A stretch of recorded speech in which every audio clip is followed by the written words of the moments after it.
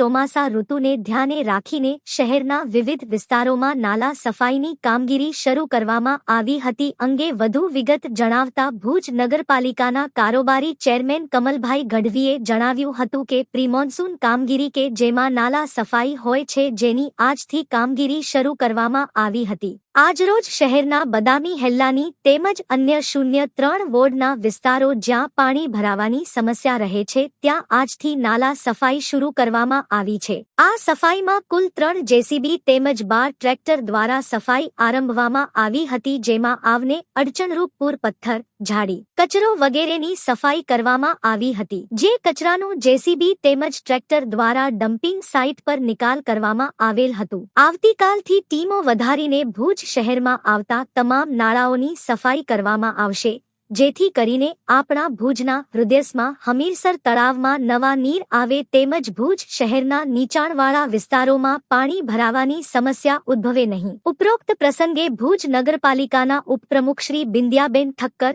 ભુજ નગરપાલિકાના દંડક રૂપલબેન ચાવડા, ભુજ શહેર ભાજપના ઉપપ્રમુખ જયંતભાઈ ઠક્કર, ભુજ નગરપાલિકાના નગરસેવકો પ્રકાશભાઈ મહેશ્વરી, ગીતાબેન પટેલ, કૃષ્ણાબા જાડેજા વગેરે ઉપસ્થિત રહ્યા હતા.